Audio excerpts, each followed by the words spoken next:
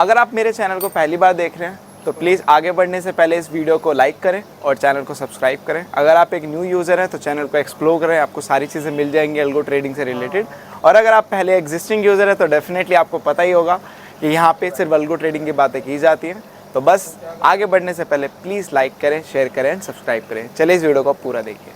Hello everyone, welcome back again with another daily PNL video. तो भाई आ गए एक और पीएनएल वीडियो में। तो बात करते हैं आज की मार्केट की। तो भाई आज का मार्केट काफी सही रहा। मैं बोलूंगा कि आज फाइनेंशियल अलग टोन में थे और आज आपके निफ्टी और मिड कैप अलग टोन में थे। और कहीं ना कहीं एक मैं बोलूंगा कि सबकी ट्यूनिंग कहीं ना कहीं एक अलग ही थी आज। मतलब फाइनेंशियल्स अलग जा रहे हैं, निफ्टी मिड कैप अलग जा रहे हैं, सेंसेक्स अलग जा रहा है। तो कहीं ना कहीं आज बिखरे बिखरे से चार्ट हैं, सबके एक दूसरे से अनमैच्ड है। ऐसा नहीं है कि सब सिंक्रोनाइज्ड है। तो अगर मैं निफ्टी की बात करता हूं तो आप तो सारे चार्ट ही देखने पड़ेंगे टेक्निकली, क्योंकि आज सारे के सारे चार्ट एक दूसरे से अलग है। तो यहाँ पे अगर मैं निफ्टी की बात करूं तो निफ्टी को आप देखोगे जिस तरीके से ये ओपन हुआ, ओपन होते ही कहीं ना कहीं एक अंदाजा तो लग ही गया था कि यार साइडवेज डे हो सकता है। मैं ये इसलिए कह रहा हूँ क्योंकि यहाँ पे मुझे प्रेडिक्टिव एनालिसिस ने बता दिया था और एग्जैक्टली आज दिन वैसे ही गया, मोर ओवर साइडवेज गया। बट इंटरेस्टिंगली अगर मैं बात बताऊं, मेरे को यहाँ पे प्रेडिक्टिव एनालिसिस में ऑलरेडी बता दिया था कि आज का दिन डाउन का जाने वाला, मींस आज सेलिंग सिनेरियो हो सकता है, बन सकता है फिर निफ्टी में और बैंक निफ्टी में। और एक्चुअल में हुआ वही, क्योंकि पहले तो मुझे भी लगा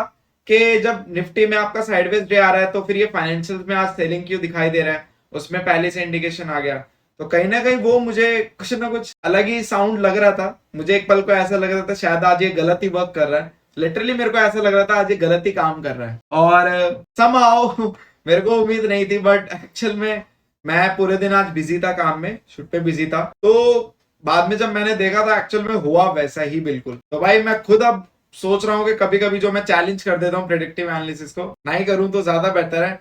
क्योंकि मैं मैनुअल एक ट्रेड लेने वाला था, मैनुअल ट्रेडिंग मैं करता ही नहीं हूँ। मतलब ये ले लो कि मोर ओवर बहुत कम, और कभी कभी दिखता है अपॉर्चुनिटी तो ले लेता हूँ। बट आज मेरा मन था कि जब मुझे दिख रही है अपॉर्चुनिटी तो भाई एक लेके देख लेता हूँ। बट समहाउ मेरा फंड एक अलग जगह यूटिलाइज्ड है, क्योंकि मैं अब सेलिंग में ही करता हूँ।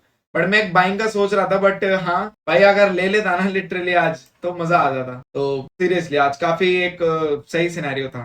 बैंक निफ्टी देखो भाई, ऑसम। बैंक निफ्टी आपका पूरा 1% गिरा है। निफ्टी फिर Nifty and bank Nifty was awesome. Bank Nifty गिरता ही चला गया, गिरता ही चला गया, गिरता ही चला गया, उठने का मौका ही नहीं आया इसका। मिड कैप देखोगे, मिड कैप आज आपका ऊपर भाग रहा था। मिड कैप अलग ही उसमें था, ट्यूनिंग में उठला ऊपर सीधा, उसके बाद साइडवेज हो गया। बट ये ऊपर ही आपका साइडवेज हो गया, आपका पॉजिटिव मोमेंटम देकर। सेंसेक्स को अगर आप आज देखोगे तो सेंसेक्स आपका ऑलमोस्ट फ्लैट ही है, निफ्टी की तरह। जैसे खुला आप देखोगे, यहाँ पे खुला बिल्कुल निफ्टी की तरह खुला और नीचे नीचे नीचे बंद हो गया। बट अगर आप इनका प्रेडिक्टिव एनालिसिस देखोगे, देखो सेंसेक्स का ऊपर दिखा रहा है, ठीक है। यहाँ पे बैंकेक्स भी अगर आप एक बार देख लोगे तो बैंकेक्स भी डाउन में था, ऑलमोस्ट 1% के आसपास यहाँ पे नेगेटिव टिक है। तो बैंकेक्स, बैंक निफ्टी और फिर निफ्टी, ये तीनों एक जैसे चले हैं। सेंसेक्स, निफ्टी और मिड कैप, ये तीनों अलग चले हैं। मैंने आपको बहुत पहले से भी बोला था कि जब से मार्केट में डिफरेंट डिफरेंट इंडेक्स आए हैं, पहले क्या था कि निफ्टी बैंक निफ्टी इंडेक्स थे ट्रेडिंग के लिए। तो उस वक्त निफ्टी बैंक निफ्टी दोनों एक दूसरे से काफी सिंक्रोनाइज थे मोमेंटम में, कि अगर बैंक निफ्टी ऊपर जा रहा है तो निफ्टी भी ऊपर जा रहा है। बहुत कम ऐसा देखने को मिलता था कि दोनों एक दूसरे से अपोजिट जाते थे। बट जब से ये इंडेक्स आए ना ट्रेडिंग के लिए डिफरेंट डिफरेंट, तब से आपका अब एक पेयर सा बन गया है। वो पेयर सिंपल इतना सही है, बैंकेक्स फिर निफ्टी, बैंक निफ्टी का एक पेयर बांध लो और आपका सेंसेक्स, मिड कैप और निफ्टी का एक पेयर बांध लो। आप कभी भी नोटिस करना, ये दो पेयर को कभी नोटिस करने, ये दोनों एक सेम एक दूसरे जैसे मोमेंटम देते हैं। मतलब ये पेयर में जितने भी होंगे वो सारी सेम मोमेंटम रहेगी, ये पेयर में जितने होंगे वो सारी सेम मोमेंटम रहेगी। तो दोनों डिफरेंट डिफरेंट पेयर अब बन चुके हैं, ठीक है। तो अब वो बैंक निफ्टी निफ्टी वाला अब गया वो, अब ये दोनों एक दूसरे के साथ सिंक्रोनाइज नहीं है।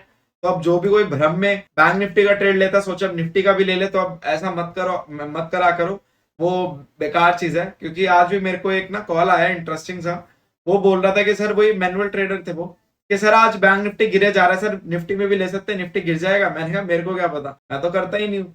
बट स्टिल मैंने कहा अब देखो ये सब छोड़ दो, बेकार की बात है। तो उन्होंने क्या करा कि बैंक निफ्टी में लेते, एक दो पुट निफ्टी में भी ले ली, कुछ हुआ नहीं, लॉस ही हुआ उसमें। तो मैं उनको वही, यही मैं इस वीडियो के जरिए मैसेज देना चाह रहा हूँ भाई, ये सब चीजें अब छोड़ दो। आप इंडेक्स बाय इंडेक्स अब देखो, अगर इंडेक्स आपको इंडिकेट नहीं कर रहा है सेलिंग का, तो खामखा जबरदस्ती मत खरीदो, बिल्कुल भी मत खरीदो कि बेकार में आप लोग यहाँ पे बैंक निफ्टी गिर रहा है तो निफ्टी भी गिर रहा है। अब ये छोड़ दो, ठीक है। बट जो मैंने आपको पेयर बताया, उस पेयर से आप दोनों पेयर को अलग अलग कर दो। ये एक दूसरे के साथ अच्छे चलते हैं। अगर ये पेयर आपका साइडवेज है तो दूसरा पेयर आपका देखना मोमेंटम देगा, दूसरा पेयर मोमेंटम देगा तो पहला पेयर साइडवेज हो जाएगा। और जब मार्केट कंटिन्यूसली फॉल करता है, जहां पे सब गिर रहे हैं तो ये सारे गिरेंगे, सब अगर उठ रहे हैं तो ये सारे उठेंगे, बट जनरल मार्केट डेज में ये कहीं ना कहीं बटे हुए होते हैं। ठीक है, बात करते हैं आज की पीएनएल की।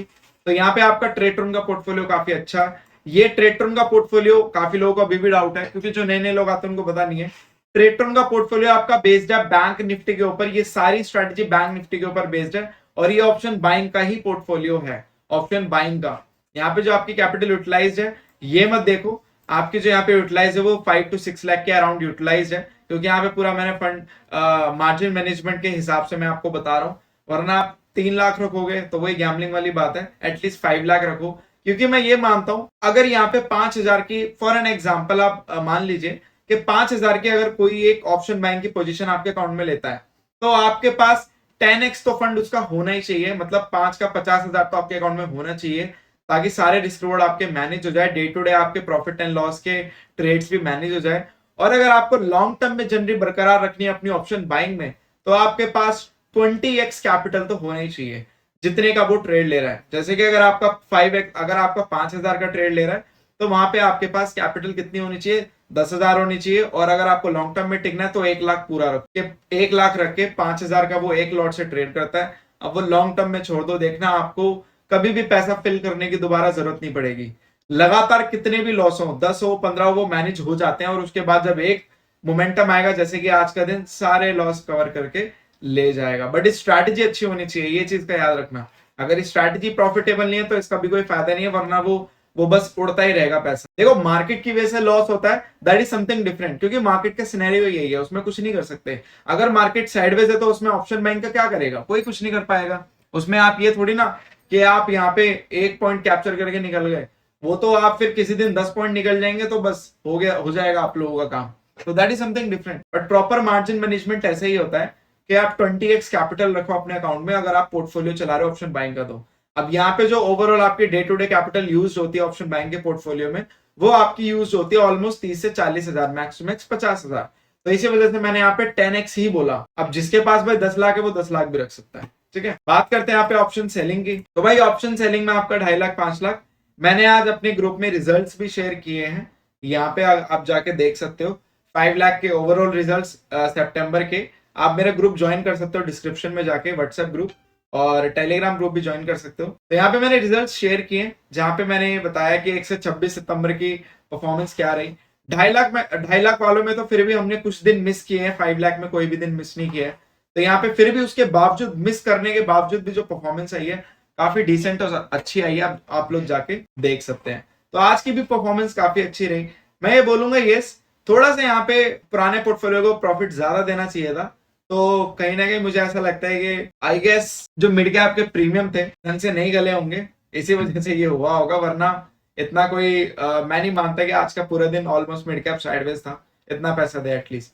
बट हाँ, एक चीज मैं आपको बता देता हूँ कि आपका जो पुराना वाला पोर्टफोलियो वो आपके एक ही मल्टीप्लायर से चल रहा है, मतलब 5 लाख की कैपिटल से चल रहा है। नया वाला पोर्टफोलियो वो आपका 10 लाख से चल रहा है। तो यहाँ पे अगर आप देखोगे 5 लाख के ऊपर 3,765 रुपए का रिटर्न आया है, तो ये ऑलमोस्ट आपका कितना हो जाता है? 15 दूनी 30, यहाँ पे ऑलमोस्ट 5 लाख का हाफ, और उससे ऊपर आपका 0.728% का रिटर्न होता है। ये मतलब क्लोज टू 1% मान लो, 1213 से ऊपर पूरा 1% कंप्लीट हो जाएगा।